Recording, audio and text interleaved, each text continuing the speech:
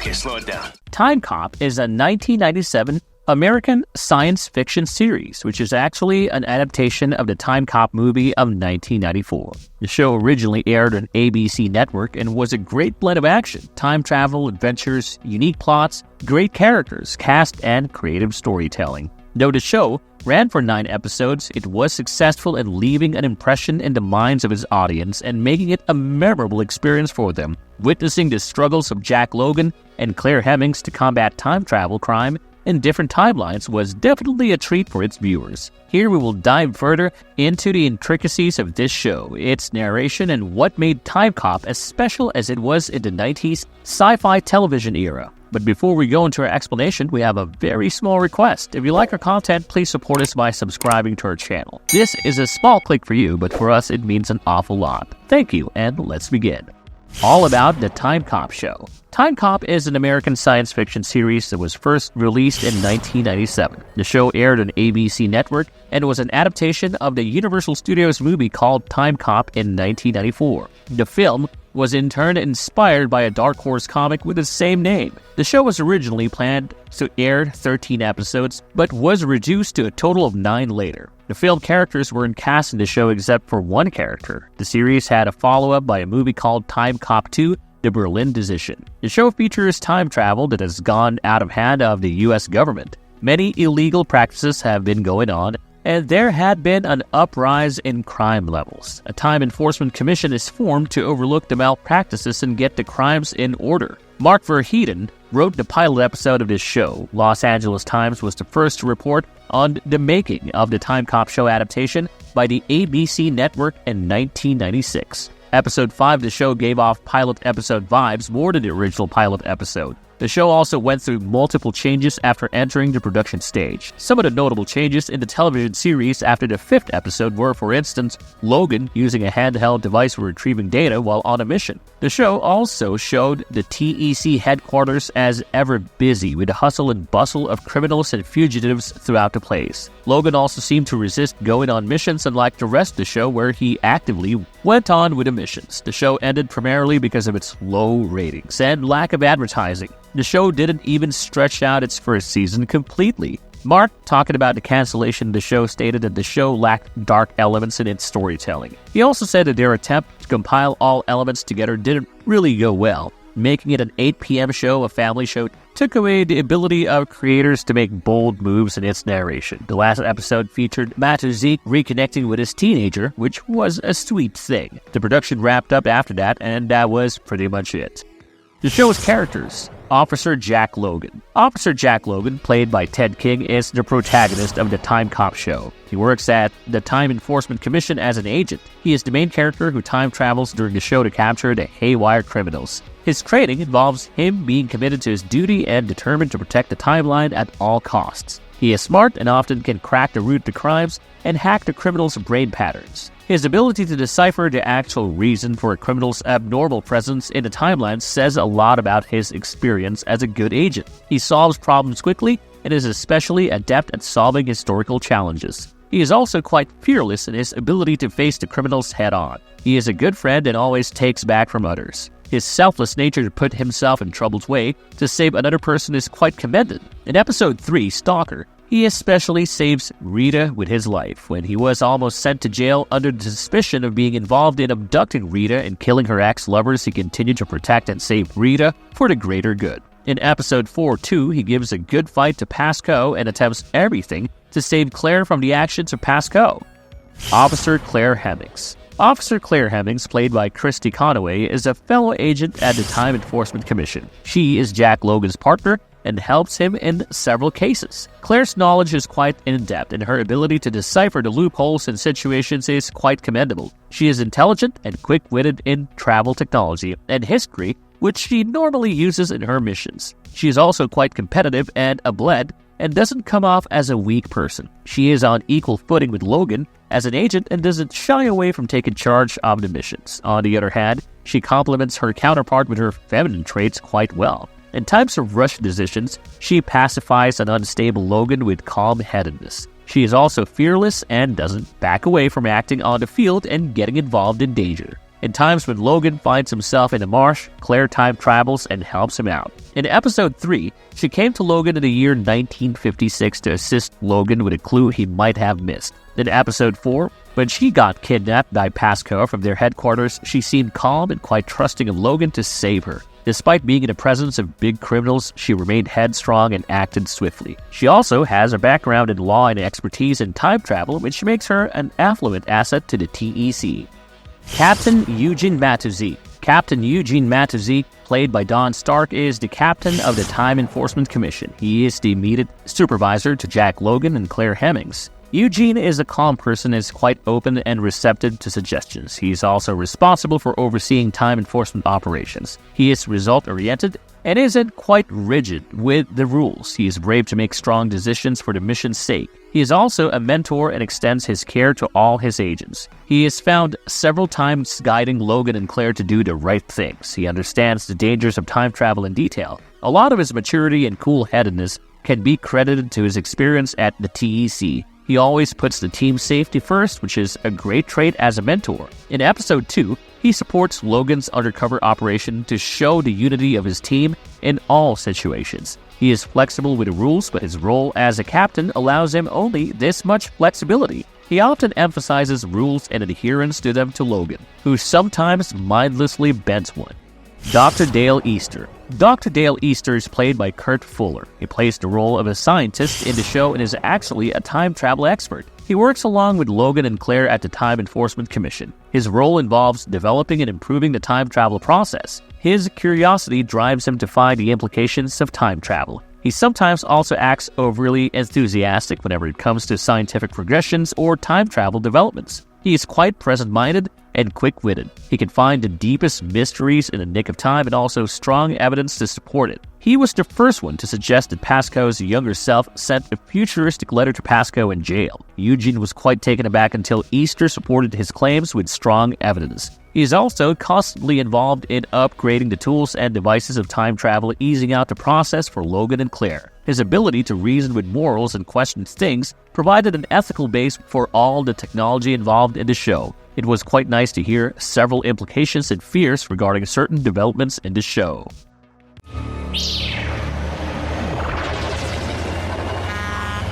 The show's story. The Time Cop show begins with Jack the Ripper, a serial killer trying to murder his fourth victim, Mary Kelly. Suddenly, he is interrupted by a man in a hat who kills him. Meanwhile, we're taken to the Time Enforcement Commission headquarters where Claire Hemmings and Jack Logan are having a chat. They're having a fun banter with each other. Dr. Dale Easter, who is the scientist for the TEC, makes a sarcastic comment on the agents. Claire dismisses it and asks Easter about the importance of November 7th and if he has any information on it. Easter informs them that on this day in 1888, the fourth victim of Jack the Ripper, Mary Kelly, died. It was revealed that William Gould was Jack the Ripper, but his body was apparently found a few feet away from Kelly's body. Easter declared it as a time paradox. The agents state that if the Ripper is dead, someone has taken his place and murdered him. Easter claims it's a horrendous domino effect in the making. Logan gets on his work shows and prepares to travel back to 1888. He reaches there and suddenly finds a man hiding from the street from him.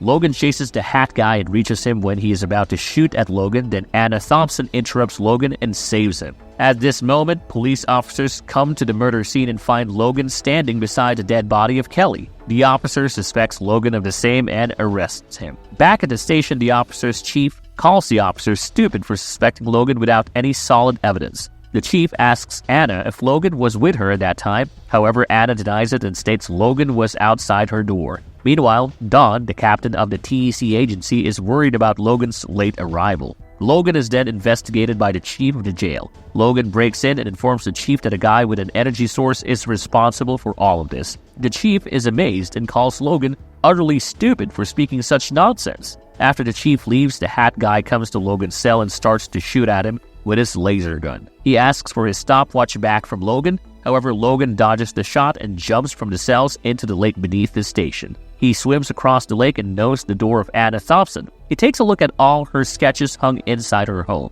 He asks her to sketch a picture of a guy they encountered on the streets that day. He told her that this sketch would be published in the Whitechapel Gazette, which would allow her to change the professions and also build a new social image. Logan also imprints a fingerprint into the sketch as a message. Back at the TEC, Easter and Claire find a newspaper report and find Logan's secret message for them. They scan the records for the mugshot and the prints and discover the culprit as Ian Pascoe. Ian Pascoe, back in 1888, is just a 13-year-old boy who had been missing for 2 months. He had poisoned his foster parents after encountering an altercation with them the previous day. They discovered that Ian, at least 20 years from the present, is haunting Logan. Later in the episode, we witness a threatening Ian tying a ticking bomb to Thompson's throat. Logan and Pascoe both get into a fight, and Ian jumps into the temporal time portal of the stopwatch. Logan successfully stops the bomb and tells the officer to deliver the news of the end of the Ripper's murders. In episode 2 of the show, we witness Damon trying to rob a few diamonds. He also has an accomplice in his robbery. At that moment, Detective Langdon comes and a shootout breaks between the two sides. Langdon shoots at Damon, who wouldn't tell the detective where he hid the diamonds. Afterwards, we're taken to the TEC headquarters where a sleep-deprived Logan is continuously working on a case. Claire teases Jack for not taking a break and overworking himself. And in that moment, Easter calls for an emergency meeting to discuss something. He informs everyone that Damon, who tried to rob diamonds 30 years ago, was recently arrested by the police. He also informs us that Damon's company was closed after some time for the robbery. Damon already has 3 strikes on his criminal record and has recently gone missing on his parole. They discovered that the cop in this case is Langdon, and he's still serving as a cop, retiring in a few days. They decide to bring in the detective to interrogate him about the whereabouts of Damon. Langdon visits the headquarters and informs everyone that since diamonds weren't funded earlier, the case was closed. Logan informs Langdon that Damon might have visited the past to change his chances this time. Langdon tries to warn Logan about Damon and describes him as a serious prick. Claire opposes Dawn's decision to send Langdon back in time. She asserted that Langdon lacked the knowledge required to travel back in time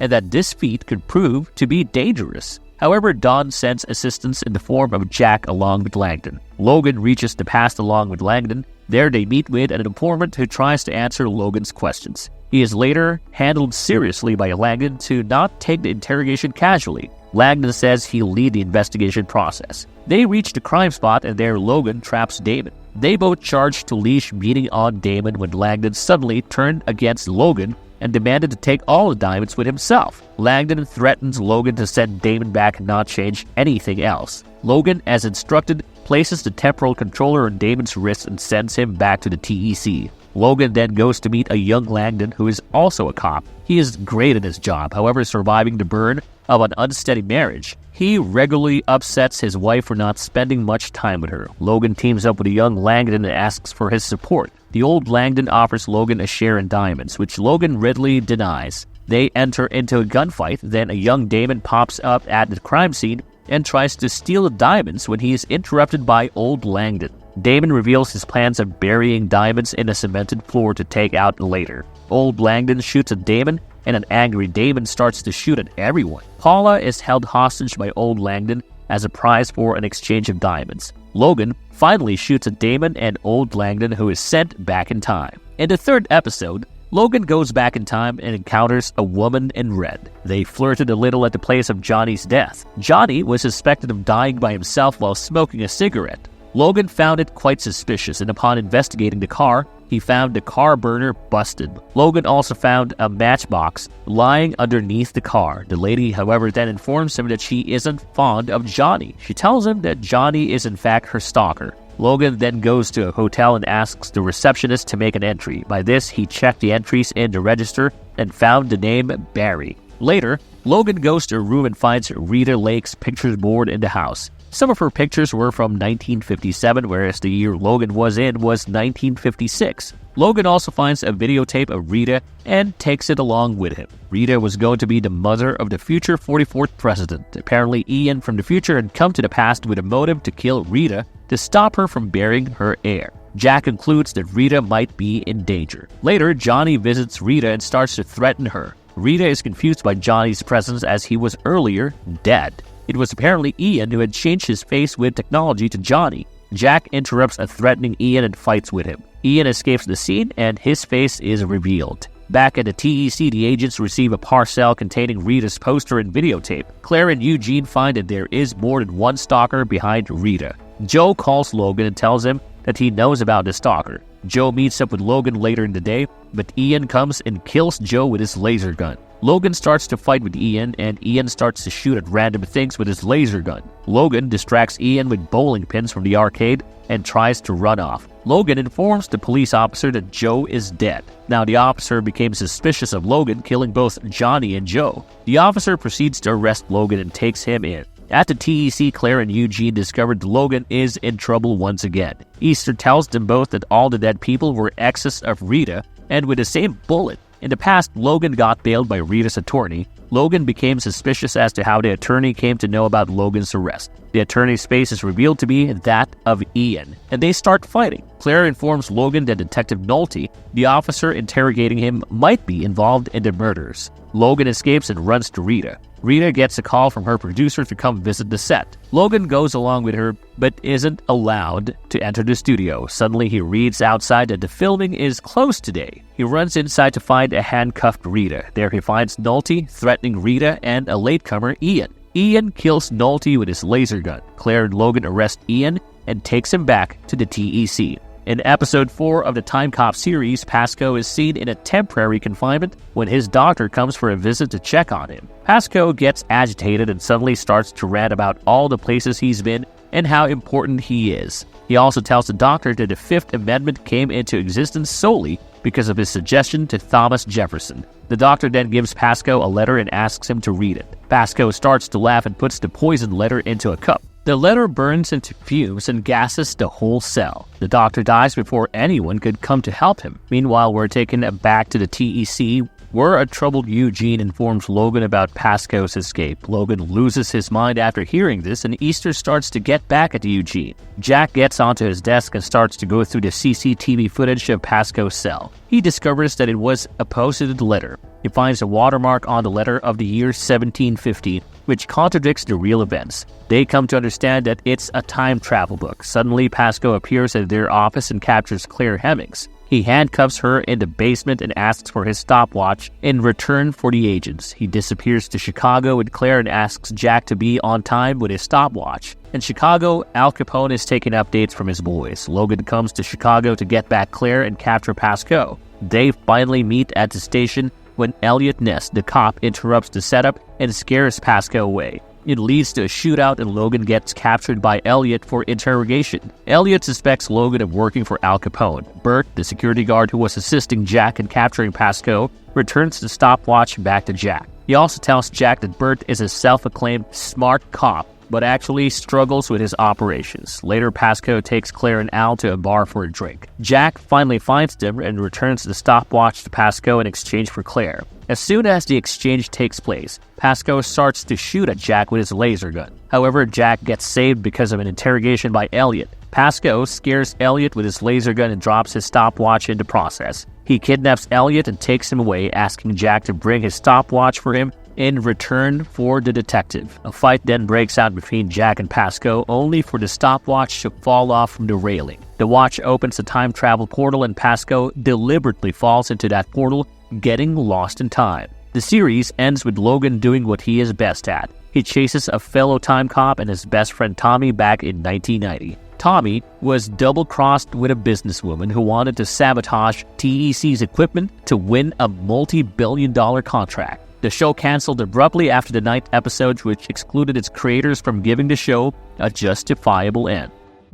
Is it worth watching? The Time Cop 1997 series is a good watch in its entirety. The show does bring an original concept and tries to entertain its audience with a twist to science fiction. The protagonist, Jack Logan, is quite cliched in his character but is still charming. His female counterpart and partner in the show, Claire Hemmings, is the beautiful agent who plays the smart girl in the team. She has great inquisitive abilities and great research skills, which helps the team complete their missions successfully. She also downloads details of past events into the agents' heads so as to keep them updated on the events. Dr. Dale Easter, the scientist, is a fun character, and his several interruptions throughout the show, though chaotic, are fun to watch. The show is loopy in the manner that the base story remains the same. However, it does boost the audience's dopamine to remain curious about the next villain in the story. The episodes are not too long, which also adds to its watchability. There are fight scenes, but the show is not primarily action-based in its entirety. The show also brought up several questions and thoughts about the repercussions of time travel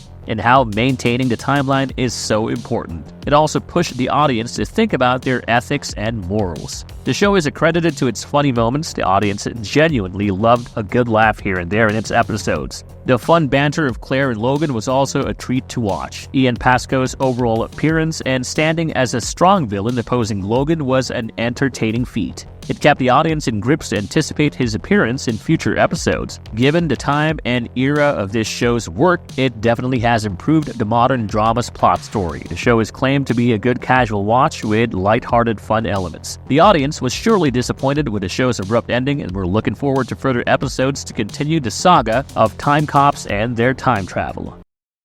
Marvelous verdict. Overall, Time Cop is a perfect example of the amalgamation of science fiction and themes of morality, responsibility, and the effects of choices. The show ended abruptly and had low ratings, but the show is actually a memorable show and had impressionable moments. The show had an amazing cast and they delivered a great performance. Ted King charmed his way throughout the series, and along with him, his counterpart, Christy, was way too gorgeous for an agent. Their partnership and the team's overall unison were great to watch in every episode. The show has excelled in its ability of narration and has provided a great sci-fi show in those old times. What do you guys think of Time Cop? Have you guys watched any of its episodes back in the 90s? Share your thoughts with us in the comments down below. Thanks for watching, and we'll see you in the next Marvelous video. As always, if you like the content, don't forget to leave a like and subscribe to us if you haven't already. Have a good one and be safe. Thanks, everyone.